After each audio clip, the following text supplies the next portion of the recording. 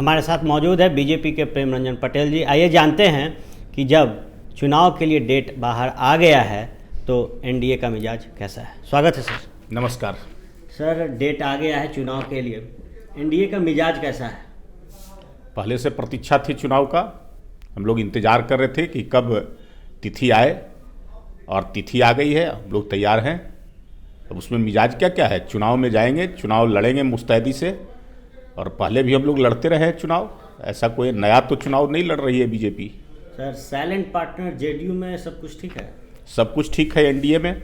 आपने देखा है कि बहुत पहले हम लोगों ने सीटों का बंटवारा कर लिया, कितनी संख्या में कौन लड़ेगा। तीनों पार्टी के राष्ट्रीय अध्यक्ष एक साथ मिलकर इसकी घोषणा कर दिए। उसके बाद हम लोगों ने संयुक्त रूप से एनडीए की रैली गांधी मैदान में किया, जिसमें प्रधानमंत्री खुद आए। तो अब जो है से सब कुछ ठीक ठाक है। अब कहाँ प्रॉब्लम है? प्रॉब्लम तो है महागठबंधन में कि अभी तक बैठकें नहीं हो सकी है, अभी तक सीटों का कोई चयन नहीं हो सका है, कितनी सीटों पर कौन लड़ेगा ये नहीं हो सका है। मीडिया में लगातार बयानें आती है हर पार्टी का, लोग अपने अपने दावेदारी को मजबूती से पेश कर रहे हैं। कोई कहता है कि हम सम्मानजनक समझौता करेंगे, हम 10-12 सीटों पर इस बार नहीं चुनाव लड़ने वाले हैं, कांग्रेस के अध्यक्ष कह रहे हैं। दूसरे तरफ जीतन राम मांझी कह रहे हैं कि राजद के बाद सबसे ज्यादा जनाधार मेरा है, इसलिए राजद के बाद हमको ज्यादा सीटें मिलनी चाहिए। तो उधर उपेंद्र कुशवाहा कह रहे हैं कि मैं एनडीए छोड़कर आया हूं तो हमारा जो है से दावा अधिक बनता है, हमको भी सीटें ज्यादा संख्या में मिलनी चाहिए। तो सारे लोग अपने अपने दावेदारी वहां कर रहे हैं, वहां अभी तक कुछ नहीं तय हो पाया है। मुझे लगता है कि अब चुनाव की घोषणा हो गई, चुनाव का नामांकन प्रारंभ हो जाएगा, उसके बाद भी उनके सीटों का आपसी समझौता नहीं हो पाएगा। जो उत्तर प्रदेश में उनका हस्त्र हुआ है महागठबंधन का, वही हस्त्र बिहार में होगा। उम्मीदवारों की लिस्ट आप लोग कब जाहिर कर रहे हैं? बहुत जल्द कर देंगे। हमारे यहाँ तीनों दल के लोग बैठ कर करके सीटों का चयन कर लेंगे, कौन सीट पर कौन सी पार्टी लड़ेगी। उसके बाद हमारा जो पार्लियामेंट्री बोर्ड होता है, बिहार का चुनाव समिति और सेंट्रल पार्लियामेंट्री बोर्ड, यहां बैठकर यहां से सीटों का पर उम्मीदवारों का पैनल बनाकर भेजा जाएगा और अंतिम मोहर फिर केंद्रीय चुनाव समिति जो पार्लियामेंट्री बोर्ड है वो तय करेगा और बहुत जल्द हो जाएगा। सर, सूत्र बता रहे हैं कि महागठबंधन का इंतजार कर रहे हैं, इसलिए आप लोग अपना उम्मीदवार घोषित नहीं कर रहे। नहीं, महागठबंधन से हम लोग का कोई मुकाबला है ही नहीं। महागठबंधन तो समाप्त हो गया है, फेल हो गया है। महागठबंधन महामिलावट है, महागठबंधन भ्रष्टाचारियों का एक जमावड़ा है। बेल और जेल वाले सब एक हो चुके हैं, सभी अपने अपने बचाव में एक साथ जुट गए हैं, इसलिए उनसे कोई मुकाबला है ही नहीं।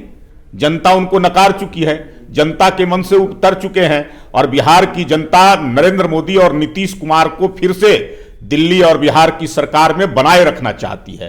तो कोई मुकाबला है ही नहीं। अब दोनों जब साथ मिल गए हैं, नरेंद्र मोदी और नीतीश कुमार, तो यहां कोई मुकाबला रह गया है? कोई मुकाबला नहीं है। आरजेडी एक अहम बैठक करती है, जिसमें तेज प्रताप नदारत रहते हैं और आरजेडी के प्रवक्ताओं का कहना है कि लालू यादव भी बाहर आ रहे हैं। आरजेडी को बैठक करने की आवश्यकता कहां है? लालू यादव जेल हैं, सब लोग जाकर के नतमस्तक वहां हो रहे हैं, वहां दरबार जेल के अंदर में लगा रहे हैं। सीटों का बंटवारा उन लोगों ने आपस में बैठ कर करके मोहर लगा दिया कि लालू ही तय करेंगे। अब बाहर आ रहे हैं, मुझे नहीं लगता है कि बाहर आ रहे हैं। अब बाहर कैसे आएंगे? उनके ऊपर इतने मुकदमे हैं, इतने सारे, अब इतने दिनों से जेल के अंदर में है, तो चुनाव के समय में बाहर आएंगे, ये मुझे लगता है कि स्वप्न देख रहे हैं। अभी तो उनके पार्टी के और कई नेताओं को जेल जाना है।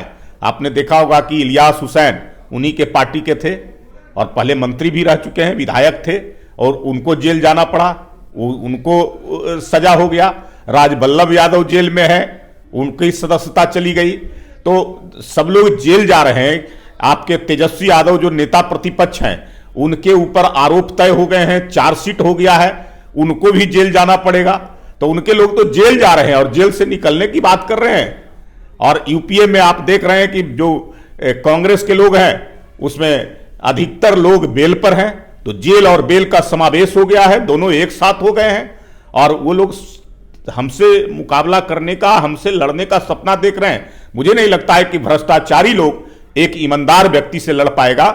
नरेंद्र मोदी ईमानदार है, बिहार में नीतीश कुमार भी ईमानदार हैं, जिन्होंने 5 वर्षों तक नरेंद्र मोदी ने केंद्र की सरकार को चलाया है, एक भी कोई आरोप नहीं लगा है। उसी तरह से 13.5 वर्षों से नीतीश कुमार भी बिहार के अंदर में मुख्यमंत्री के रूप में बिहार को विकास को एक नया आयाम देने का काम किया है। एक आखिरी सवाल सर, इन केस अगर बेल मिलती है लालू जी को तो इस चुनाव पर कितना असर पड़ेगा? कोई असर नहीं होगा। लालू पर से भरोसा उठ गया है लोगों का, जेल में रहें या बेल पर बाहर आए, कोई अंतर नहीं पड़ने वाला है।